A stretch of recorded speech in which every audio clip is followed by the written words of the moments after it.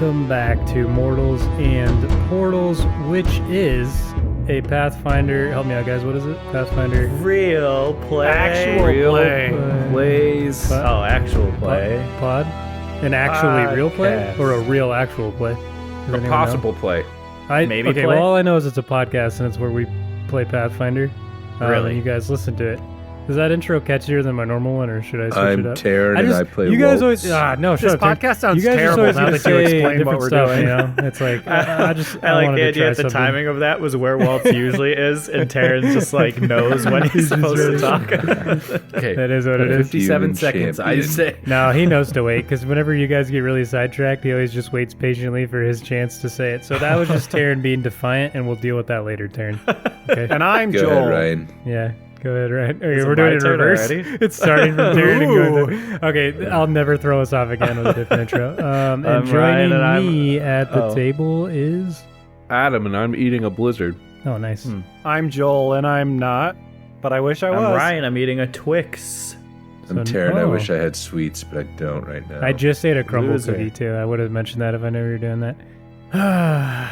Anyways, last time on Mortals and Portals, the party battled undead soldiers in the cloud-covered alleyways of downtown Ciudad de la Nubes, I guess. And we had a lot of very cool moments. Waltz was glowing with his super maximum Waltz aura, which manifests with like white hair and white eyes as he's channeling his champion energy, dealing holy damage to these undead. Is that like glowing like a pregnant lady? Yeah. Could be, yeah. And Dax was doing rogue things, doing Assassin's Creed takedowns from the yeah. rooftops, gliding with his winglets, sawing undead in half.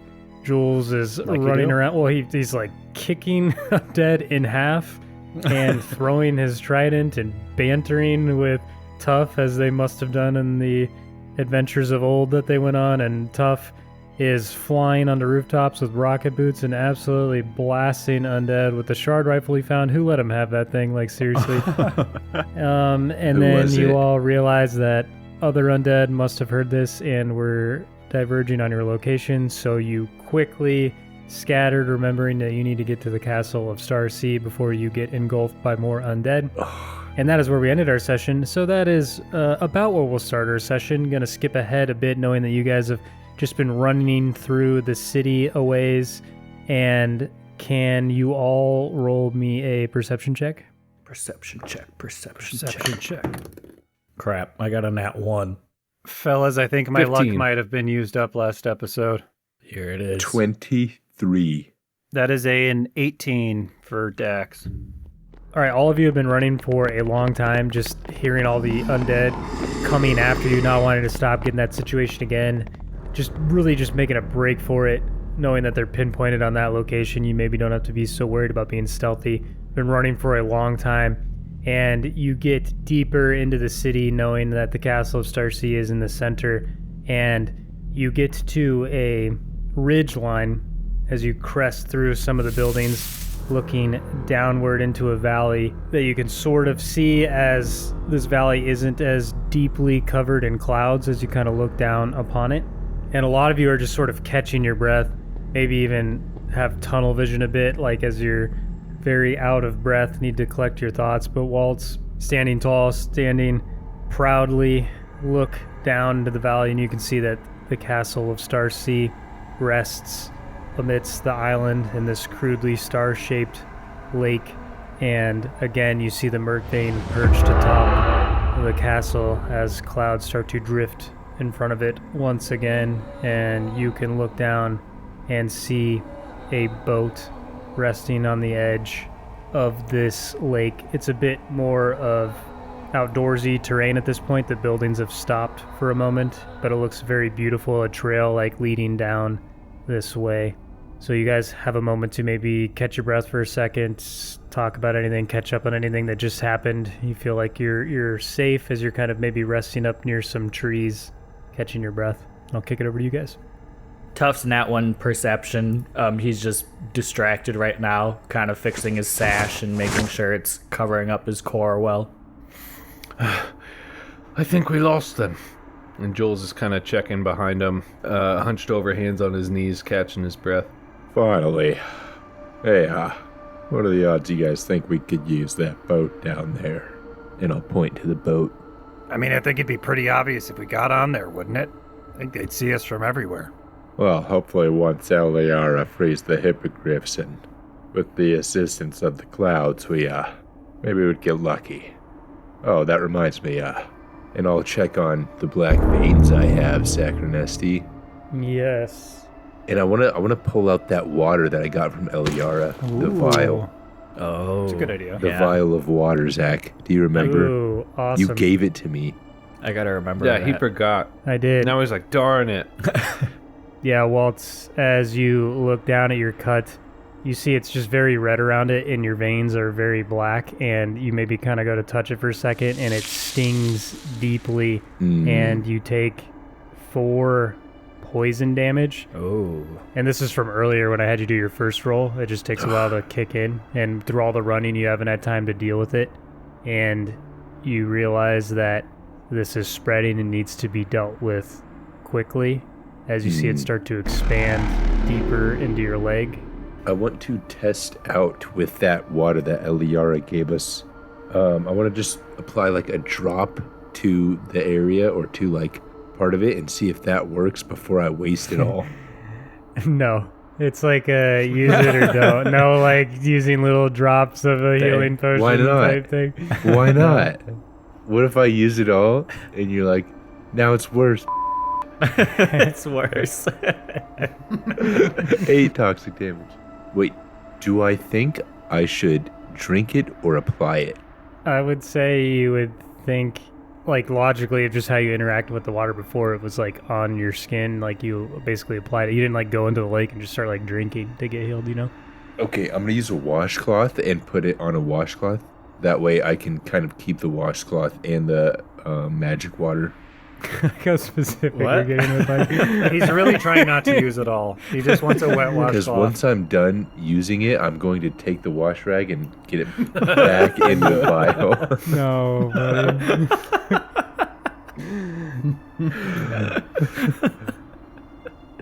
That's a do great you, idea. Do you want though. to use all this right now? I'll send it. I'll pour it on. Okay. Because I don't want Well, to have it's- this thing anymore. You pour that directly onto your leg and instantly see the cut starts to heal and the Oh. veins are no longer black, and you just feel extreme relief as the cut starts to close, and you receive 5d6 plus 12 hit points. Holy cow. Yes. 5d6 plus 12, Zach. Mhm. That's a lot. You definitely needed that, though. You got beat up, I think. 21 plus 12, 33. And you gain a +2 bonus to saving throws against disease and poisons for 10 minutes, but in this case it just completely got rid of your poison. Nice. Oh, very nice. Okay, I am back to full health, my friends. Zach, can I also use this Let's time go. to refocus? I used a focus point. For sure. That's about like 10 minutes. So yeah, you guys are kind of be sitting there talking, maybe regaining your breath, because you are still waiting for the signal from Eliara as well. So if you guys want to converse or go over anything, this would be the time. Well, Waltz, that cut was looking pretty bad. Is that what they did to you? Yeah, some little zombie either stabbed me or maybe it was from this black goo that got shot at me. I honestly don't remember, but feels much better now. Yeah, I mean, I'm glad we had that water from Eliara. Oh yeah, that was a real lifesaver. Jules, Tough, how are you guys doing? You guys healthy? I'm doing all right. The only thing that's hurt is my pride. And then I look at Tough and remember all the mean things he said about me. Yeah, well, you're probably used to that. I punch him in the shoulder, dead arm him. Ah, All right, so you guys are fine, apparently. I got stabbed with a dagger there. Can Robato Gato get a dead arm? I try to find like a cut on Jules and I punch him there. Ow! Tough! Doesn't feel great, does it? Knock it off, guys. Gotta lay low.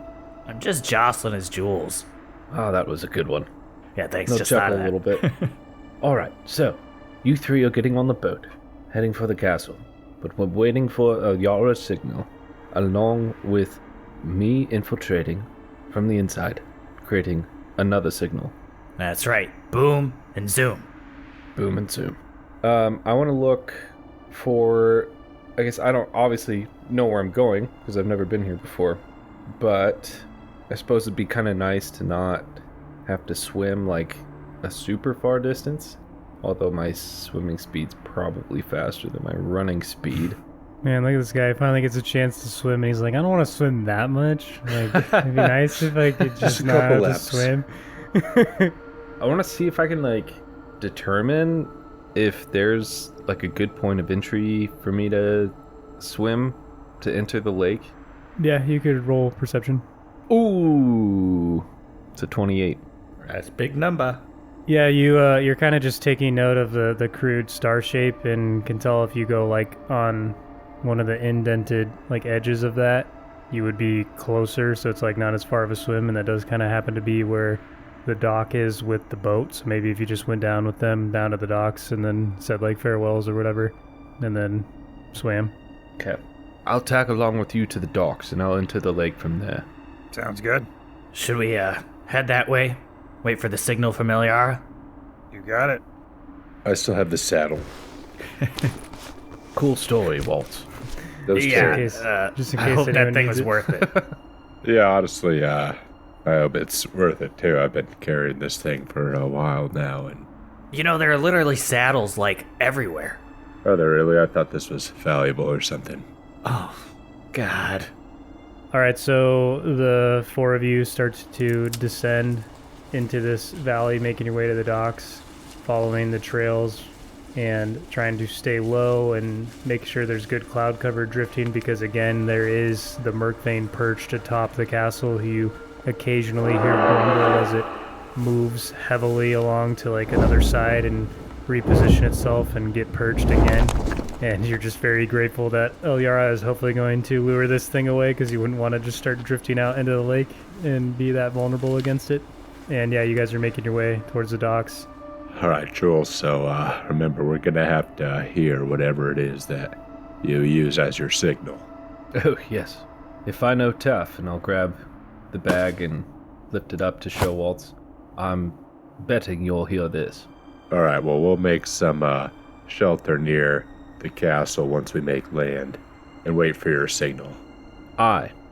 Dax will look over to Tuff and just kind of see his reaction to this. What kind of body language is Dax seeing, Ryan? I would say Tough looks a little distracted, maybe not paying attention to the conversation so much, and probably would have thrown in some confirmations of like, yes, this is the plan and this is all the stuff that we're going to do, but he's just not saying those things right now. All right. How you feeling about all this stuff? I'm worried about you. Huh? What'd you say? I'm worried about you, man. How are you feeling about this? We don't know what's gonna happen when. And then Dax will just trail off and gesture towards his chest, towards the core. Tough will just kind of scoff, and as Dax is looking towards his core, he'll adjust his sash again, make sure it's covered up. Don't worry about me, all right? You know, it's a job. We've got a job to do. That's all. Yeah, and Jules knows what that means now, right? Because you told him. So yeah, that's kind of a good point. You don't know like what's gonna happen. Tough, all of you. Right. Yeah, I guess so. Look, we just need to make sure everything goes fluidly. That means everyone. And Tough will look around at each person and look them in the eyes. And then he'll hold on Dax for a moment. Everyone needs to play their role correctly. I'll give a head nod. Absolutely. Sure, buddy. Let's just get to the docks, all right? And the four of you creep down to the docks and maybe hide in the tree line, maybe nested behind a bush. You're like maybe 20 or 30 feet from being on the dock near the boat, and you're just simply sitting here waiting for Eliara's signal. And you know once that happens, it's go time. So you guys are just quietly waiting in the fog, looking at the boat, knowing that at any moment the rest of this adventure could kick off. As we're sitting and waiting, Jules kind of inches closer to Tough and gets shoulder to shoulder with him, and he'll say, Tough. Tough will have just been sitting there kind of like twiddling his thumbs and just silently look up at Jules. I don't know what you were trying to pull back there when you suggested we leave these two. And he'll look at Waltz and Dax. I need you to promise me that you'll look after them and keep them safe once we part ways. Tuff will look down to his thumbs again and just kind of, rub his hands together silently, contemplating. Look, buddy, I know we've been through a lot. For the longest time it was just you and me. But I can honestly say I wouldn't be here if it weren't for these two. I understand if you haven't fully trusted them yet, but I know you trust me. And the fact that I have two more friends doesn't change anything between you and me. And as soon as all this business is over, priority number one is finding a way to get you a new core. So let's get this job done, so we can go on to our next one, just like always. Yeah, that'll be the plan. Get a new core, find another job, live on. But as I feel like I'm getting closer to what could potentially be the end, I have thought, Jules, about who my real friends are in life.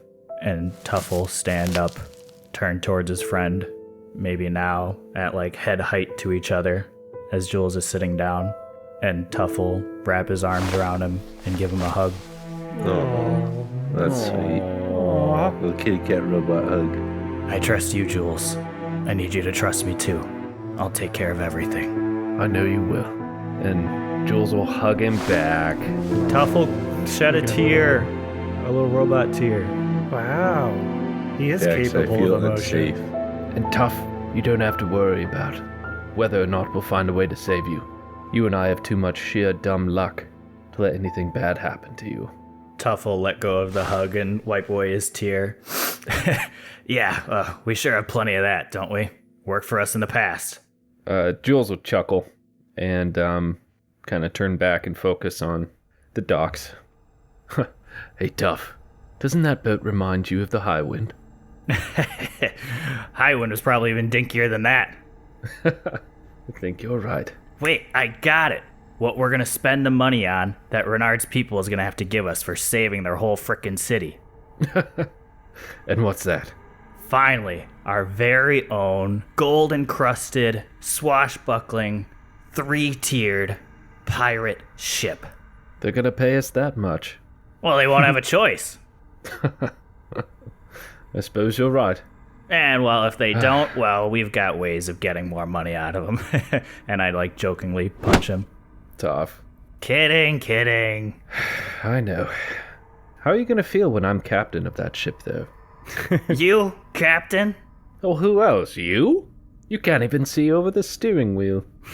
I've certainly steered us a lot straighter than you have in the past. Name one time. Well, who was at the helm of the ship when Captain Perry blew me out of the water way back when? Jules pauses for a moment. Let's just wait for the signal. And right as Jules says that, off in the distance, you hear a series of eruptions echoing towards the valley you're in, back to the edges of the city. You see the Merkthane lift its head as these eruptions are followed by brief silence, and you all wait in suspense, stare at the Merkthane, stare back to the city, and then you start to hear the familiar shrieks and calls of hippogriffs and the flutters of wings off in the distance, and then shouts and more explosions, shard rifles, hippogriffs, and this Merkthane growls, claws its way to the edge of the castle roof, and then jumps off and begins to flap its massive wings, temporarily parting the clouds that you were shrouded in, causing massive waves in the lake that splash up onto the shore as it soars overhead, the trees bending to its sheer mass as it flies overhead deeper into the city as you continue to hear commotion. What do you do? I put a hand on Tuff's shoulder and I squeeze it, give him a look and a nod, and then I look to Dax and Waltz and I give them a nod, and then I stand up and I just sprint out of the bushes and down the dock to the end of the dock, and I do a perfect dive into the water, super badass. Waltz will just turn to the group and, knowing that Jules can't hear him, just say, "Good luck, buddy," as if he could. Tough will just give him a little salute as he dives into the water. Well, let's go. We better be ready when he sets that off. And Dax will start heading to the boat. I'll follow Dax onto the boat as well. Maybe untying some rope or something that's keeping on the dock. And as Waltz is untying the rope from the little boat, Tough will just hop in. Yeah, let's get this over with, and I'll adjust my sash again, cover up my core. Dax, you're maybe even a little nervous as you climb to the boat, because as you chose to mention in the Lago de Paz episode that you can't swim. So you're about to cross a lake in a boat in a very dire circumstance, so maybe you look a little uneasy as you climb in as the boat rocks side to side for a second. 100%. He'll sheepishly look to Tough and ask, "So do you know how to drive this thing? Steer this thing? Whatever you guys call it?" Yeah, I've got a little experience. What about you? You look a little nervous. Yeah, I mean, other than the boat ride to Mazivo, I don't have much experience on this. I'm happy to help however I can, but I'm afraid I'm going to be a little seasick this whole time. Just then he'll kind of be unsteady and have to clutch at the side to steady himself. Yeah, as I recall, you aren't much of a swimmer, huh? Can't say that I am. Didn't have much water back home. You'll get your sea legs soon enough. Tough, you notice this is just like a boat with 2 oars like on each side for rowing, so I don't know if Tough being small would want to do that or if you'd want Waltz to do it or whatever, but that's just kind of the setup of the boat. Since you're Waltz, the I one found the most familiar perfect with job ships. for you. Yeah, I got it, buddy. I'll hop in the seat, grab the oars, and start rowing. Whoa! Maybe Waltz gives a kick off the dock to get it going and then hops in, gets on the seat, starts rowing you out into sea, into the fog. You can just faintly see the silhouette of the castle overhead as the clouds start to converge again after the temporary part that the Merkbane made. And just off in the distance you hear the sounds of battle, maybe even occasionally can see the silhouette of a hippogriff.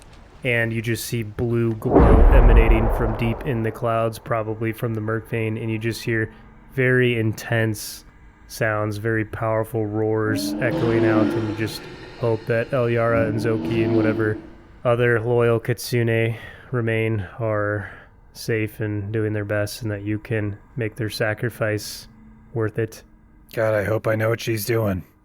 And with that, we'll cut over to Jules, who is beneath the water. Yeah, I am. It would otherwise be very dark under the water since it's nighttime up above and there's heavy cloud cover. But you notice just, again, this very magical place. You just see glowing coral reefs and schools of fish as you swim through. The water is just a perfect temperature, absolutely beautiful. And you're just making your way towards the castle, hoping that you can find an entrance. You, again, don't really know where it'd be. Alara didn't really know what to tell you. Said she's never been there herself, so it's kind of up to you at this point to find where you're going. So we'll kick it over to you. Jules is definitely feeling inspired by the atmosphere around him, all this bright glowing coral, the perfect temperature of the water, these beautiful fish surrounding him. The adrenaline is just pushing him forward, and he just feels really on purpose, really ready to get this done. So as he's swimming closer to the castle, he's on the lookout for an aquatic creature of like medium size. I don't know, I'd say like the size of like a seal or something. A seal? Interesting choice. Kind of that big. Can you roll me a perception check? Yeah, he's just on the lookout for something while he is swimming on. That is an 20, not 20. As you're swimming, you see a large fish swim in front of you, and it's very hard to miss because there's like light pulsing down its body that it just kind of on a loop, like resetting, and as the light moves down, it exposes like different gradients of color. It's just a very magnificent looking fish, and it's kind of like a swordfish, only it's more like a triceratops with 2 like points towards the top of its head. Ooh. Just looks very unique and then maybe has more like jellyfish like tendrils for towards the end of its tail that sort of ribbon through the air as it swims. Sweet. Looks very magnificent swimming across from you. I love it. I will swim up to it and I'll say, "Ahoy there!" You have an ability to speak to fish and they can talk back, right? Yep. I can ask questions, receive answers from, and I can use diplomacy for anything with an amphibious or aquatic trait. And I get +1 circumstance to make an impression. Okay, can't right wait to after hear you say Zach's that, the fish fish voice. is just swimming past you, and it just goes, "Whoa, what the?" Stops and turns and faces you, and it looks utterly shocked as its eyes open very wide, and then it just starts to corkscrew swim around you, and then gains some distance, and it is just circling around you kind of far away, almost like it was shocked and doesn't know what to think about you, and it's preparing potentially for combat or something like that. Whoa. It's all right. Sorry to frighten you. I assure you, I mean you no harm. I was wondering if you could help me. Oh, yes, you could help me by first telling me, why can I understand you? Oh, it's a special ability my people have. Your people? This is my fish voice. I don't know if all fish sound like great. this, but this fish sounds This is like great. this. I hope they sound like this. Yes, my people, the Azoketi. Azoketi. We live in the water just as you do. Listen, I'm sorry, I don't have a lot of time. I'm wondering if you could help me. Are you aware of an underwater cavern that leads to the castle on the surface? Do you know what a castle is? The Azoketi. I have never heard of such a thing here in our lake. I have perhaps seen the hairy folk who swim, but they don't go as deep as you. Do you know them? I do. I'm a friend of theirs. Please, it's- tell them to stop fishing here. We do not like to be disturbed. Could you tell them, sir? I promise I will tell them. Can you Thank tell you. me? Yes, yes. Starts to you're swim away. Most welcome. No, come back, come back. Oh, Sorry. sorry. What's Us your name? fish are very abrupt people. Sorry. People. okay, We're fish abrupt are very fish. abrupt people. Shut up, Ryan. You're not here. Ryan. What is your name? I wasn't ready for that. Blorb. Lord was good. Yeah, like Terrence said, my name is Blorb. Good one, Terry. Nice to meet you, Blob. That's definitely Ryan. No doubt your father's name, yes? I don't know. Strong name. All right, well, Blob, as I said, I'm very short on time. Do you know of this underwater cavern? I know of every underwater cavern in this lake. I've lived here all my life. It's not a very big lake. Wonderful. So you see that rock structure over there? Slowly kind of swims around and looks at it. Stares like way longer than you think he should to understand what you're talking about. And I then just he's like, kind of look back and forth at him, like, Yes. do you know of a cavern that leads through there to the surface above the water? again, he stares at it way longer than you think he should to answer. And you're thinking about how little time you have. I'm thinking, be patient, be patient, be patient. So the Azoketi, why are you like a fish and like a kitsune? Blob, my friend. Yes. I don't have time. I promise I will answer all your questions. Later, I'll come back. You promise. Fish take promises very seriously. Oh no. Yes, I promise. And what is your name? My name is Juldas, but you may call me Jules. Well, Juldas, who I may call Jules, will you fin promise me? And he raises his back fin. I don't have a fin, but if my hand will work, then yes. Sure. I'll grab his fin. Okay.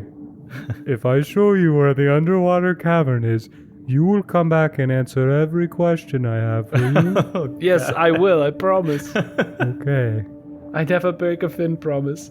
Well, I can show you. Jules, you're already like kind of realizing that just the fish here are a lot different than the fish back home, and it makes sense because Lot they've lived in dumber. a small lake up in the sky and don't really interact with Azurket. Like most times you've heard of people talking with fish, they instantly know what an Azurket is, and they're like very revered and majestic, but he has like no idea what you are.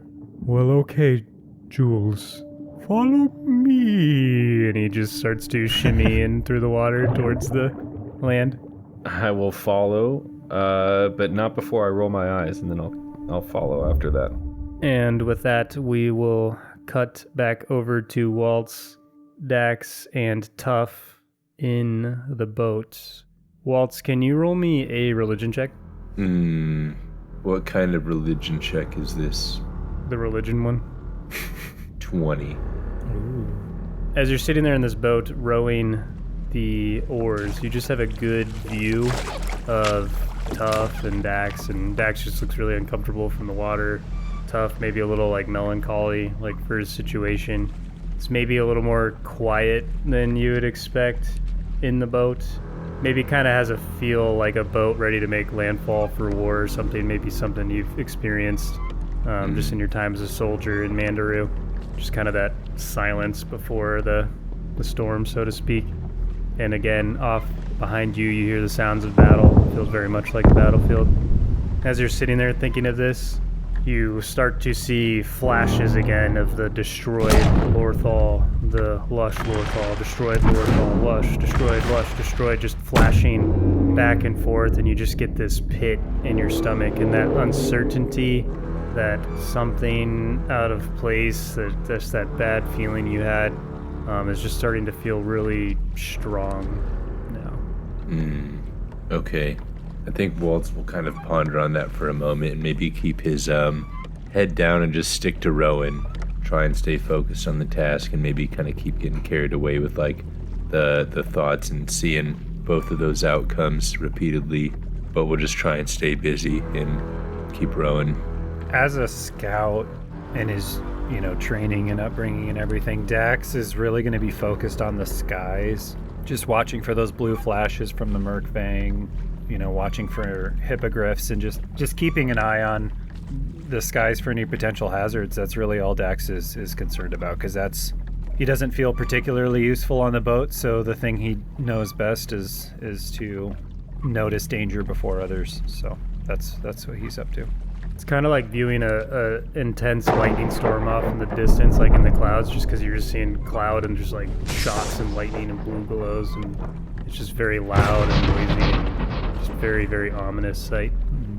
As you said, Zach, Tuff is just kind of sitting there, melancholy, maybe with his elbows on his knees, but he is watching both Waltz and Dax and kind of keeping an eye on them. I think we've made it apparent that Tuff is at least suspicious of Dax and is just keeping an eye on him. All right, with that, we'll cut back over to Jules. Okay, Jules. It's right here. And he starts to swim in a circle around a crevice. This here will take you into the rock, and up above the water you'll find a cavern, but I don't go in there much. I must stay underwater, but you, the Azarketi, you can go out of the water and in the water. Very, very special you are. And he swims around you a little bit. Yes, very special. Listen, is there another reason you don't go in here? Oh, no, not at all, no. Every fish here is very peaceful. This is a peaceful place to be, Jules. Wonderful, good to know. That's why you scared me so. I had never seen such a thing as you. You look weird. Ugly. All right, well, where I come from, I'm very handsome blob that's honestly very rude. What do you mean? This is where we part ways. Well, for now, you'll come back and answer every question I've ever had for you. Yes. You could tell me about the land of ugly you come from, where everyone is ugly. I stare at him. I say, fish. Why couldn't you been a dolphin? And then I swim down. I swim in the cavern. Oh no, you don't want to meet dolphins. Jules, you make your way down this windy cavern, just knowing that in places like this, in most oceans and seas, this is not somewhere you'd want to be, especially in Aquaria where actual kaiju exists. There's just deep depths of the ocean where some of the most foul creatures that only Azurketi would even know exist. But you are thankful you're in this beautiful place, and it's actually quite surprising, like just the absolute contrast to the situation beneath the water and above the water. Like that fish has no idea that the city is plummeting to the ground, that there's evil up above and undead, but beneath the water you're just in this truly tranquil and beautiful place, almost like glowing speckles even along the dark cavern walls of just magical energy, fungus. It's hard to tell, but it just is illuminated the entire way. It's a beautiful windy path. You even maybe think it's a shame that the kitsune can't swim down here and see it, and you almost don't want to leave it because you know when you go above water you're back to a far less beautiful world and have a dire mission at hand. But eventually you see the water up above is again open, and the cavern that you were searching for is just a short little swim up to the surface. Before I swim up to it, I'll think in my head, thanks, Blob. And then I'll make my way up there. And when I do, I'll try to stay close to the edge and just barely stick my head out to take a peek. All right, roll a perception check. 22. You raise your head above the water, and really the only sounds you can hear is just the sounds of the water maybe splashing against the rocks in this open cavern. Don't really hear the sound of anything else moving around there, and you see that if you were to come out of the water, there's like a tunnel perpendicular to the shore of this, where you could assume would be like deeper towards Caverna de Luz or up to the surface of Castle of Starsea. I will climb out of the water. I will check my gear to make sure I have everything. Yeah, I guess, Jules, too, now that you're out of the water, Tuff did say, like, once you're out of that, you can look inside the bag to see, like, what you're working with. Because I guess you don't even know what you have to help create. You just said bomb, but you don't know it's a bomb. That's true. Yeah. I will, I'll find a little a rock or something to kind of hide behind, and I'll take out the sack that Tuff gave me and open it up and see what's inside. I guess, yeah, Ryan, what did Tuff put in the bag? I'll let you explain this to Jules. Sure. Jules, then, as you open up the bag, you're nearly blinded by a very bright light streaming out from inside the sack. Oh! And then as it feels like it kind of dims and your eyes adjust a little bit, you'll turn your gaze back to what's inside, and you see not a bomb or any contraption of the like, but the Flora Devida itself. What? Oh. No. Holy. Wait. Tuff! That's why you've been hiding or making sure your sash is all set. You devious little rat. What the heck? Oh, What am I supposed to do now, you son? Walt, something is amiss. Oh, yeah. Right next to the Flora Devida, you find a note. What's it say? Oh, God. That's why you hugged him. Oh my gosh. What's it say? I take out the note, I open it up. Wait, what do you mean that's why he hugged him? Well, because he knew he was... We'll see. Oh, We'll see what the he note was says. going, goodbye. Damn. Okay, go ahead, sorry. So yeah, you take a look at this note. On the note it says, "We're the boom, you're the zoom." And Wait. it says, and then it says, Joel is looking nervous. definitely still keep this thing hidden until the very last moment. Go figure, our last job together will be putting an artifact back where it belongs. Anyway, glad I got to remember what it was like to have a best friend. And then in the best script Tuff could muster, he writes, "It is time to sail away, me boy, heading for Horizon Sun." And then you do see one more thing inside the sack. And Tough did tell you that there would be a little extra thing in there. And the last thing that you find is a small clockwork recorder, much like the one Digsby's crew used as a decoy in the battle against Sindor. Jules takes out the recorder and he wants to hit the play button. He goes to hit it, but he remembers Tough's request that he not mess with it unless something happens. So he'll put it back in the sack. You sneaky jerk. He'll tie the sack up, put it back, and he'll rest back on the rock, put his head back, and deeply sigh. Tough. What have you done now? And then he'll get on his feet and check out the two routes before him, grasp the bag tightly, and make his way towards Caverna de Luz. Ooh. And now, knowing that Tough hasn't had the Flora Devida in him for some time, covering it with a sash and running completely on residual power, we will cut back over to Tough, Waltz, and Dax. So, what's Tough doing? Tough, again, was just sitting there melancholy, looking sternly at Waltz and Dax. And I'll look around us, surrounded by water in the middle of the lake, and look at Dax and say, "We're in pretty deep water now, huh?" Yeah, I'll say. And then Tough will stand up and look at Waltz.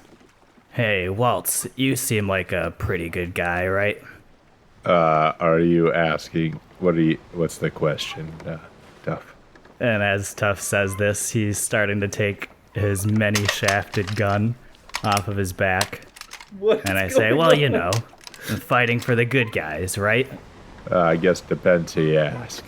And as Tough asks that question, he starts emptying the bombs from his many-shafted gun into a sack. "Well, we've come across a lot of good guys and bad guys all along our journey so far. Some right under our noses. Like Geldir, right? Heard all about the wishy-washiness of him." Yeah. Tough, what are you doing? "Well, Waltz, what if I told you there was someone who worked with Gothram, Raoul, Zig, is probably still working with them, and also killed Dunadast?" And then I tighten the string around the sack of bombs that I just made right under our noses. And then I take my gun out and I point it at the bag full of bombs. And that is where we'll end our session. You had to know it was coming there, Joel. Joel was just sweating in his chair that whole time. Like, my heart's genuinely beating fast right now. Shoot. I know you want to react, and I know this is a long time coming, but everyone shut up because we're going to talk about that in the downtime, which is where we react to the most recent episode, which is this episode. This is the most recent episode at the time that I'm saying this. So far. And yeah, we'll react to that in the downtime, which is on Patreon, which is, where, okay, I think I got it. Do you guys think I got it? Cool. So far. So far. Thank you, Taryn. So we're going to dive into the fact that we think Tough is about to blow up a boat with Dax in it because he's already accepted his own death and thinks I think I'm gonna killed go. his dad. So let's see what happens there. And poor Waltz, he's just in the middle of this whole thing. Yeah. So real quick, I'll just we'll read some comments from the internet about our show. Comments on the internet about our show. Oh, not Let's just see what do we random. got here. This person said, "This video was fantastic." It wasn't to our video, but they did say it online. It's just an internet comment. Yeah. Thanks for doing this tool review. I can't wait. I was hesitant to purchase it. This one just says first. This one says dislike here. Oh, this is on our video. Oh. This one was really cool because it's just like someone commented on our like episode release graphic, and they said, "Give my props to Ryan for his music. His extra effort is clear in the Flora Devida arc. Not that it wasn't good before." Like they did a second comment because we're like, wait, I didn't want that to seem like it was. Not that it wasn't good before, just that his songs have gotten even better. And I thought that was a really cool compliment for Ryan because he I has. replied to them. Here. They were Ryan really nice. researches like music theory and like all this other stuff, like, and gets new plugins, and like he really is. Oh God, don't like, tell them growing, and they're gonna think there's theory behind my music. Is an actual. He's like a mad scientist, man, and I mean we've all been noticing it, but it's really cool that you guys took the time to shout that out. Good job, Ryan. I would have Yeah, agreed to humbly join this accept episode. your Ryan, praise. you're the goat. Thank Right, you. And thanks. This Thank one you, was a Karen. really specific comment to Joel, which is cool because, you know, Joel does vocal editing, which nobody notices. But I promise you would notice if he didn't do it. So thank him that you don't hear our sniffles, smacks, coughs, all the times we have to redo it, all the times we have to redo a turn. Oh, which is funny because when we redo a turn, like we talk about this, like Joel, he's editing in real time. So when he encounters something, he edits it. It's not like he goes 10 minutes ahead to make sure he didn't have to edit something and I then probably goes back. should. So yeah, a lot of times we'll spend like 20 minutes editing a part just to hear us say like, oh wait, actually I forgot this thing. Can I go back and read it the turn? And then that's when he just stops talking to us for a week It's because he usually kind of me. hates us. But that's totally understandable. But someone Yeah. commented again on the episode release graphics that we do on Reddit. Loving you guys commenting on those. They said I actually just caught up right before this episode dropped, assuming the next one would be out in 2 weeks. So this was a nice surprise. I don't have anything particular elaborate to say other than it's been an awesome time listening, and I think my two favorite recent bits have both been Joel related. One being the echoing on his voice for the specific sung time. I can't remember right now when you were like, it's been a while. It's been a while. And the bit with the battle music remixed into a breaking news jingle in the last episode when Joel jumped in to set the rules straight great. twice. Oh, that was so good. Yeah, that was Yeah. fun. That was well done. Joel does a lot of like above and beyond little extra effort stuff. So it's cool that although you guys wouldn't really know to comment on the small little things he does, like the many little things that add up because they're gone and he edited them out. It's cool that you notice the thing that he edited in because that cracks me up every time with the breaking news and That was super That's funny. good stuff. Thank you, Joel. Unsung Thank hero, you, bro. commenter. So yeah, thank you guys for the comments coming out to thank us. Really, really appreciate it. And we will see you next time, mortals. Bye-bye.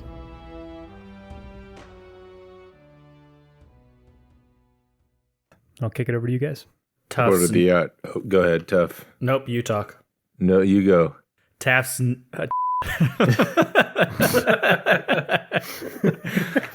So quickly messed up. I know I shouldn't have gone. Just tripping over ourselves. It's like, no, you go. Okay, no, you go. Okay. Taps.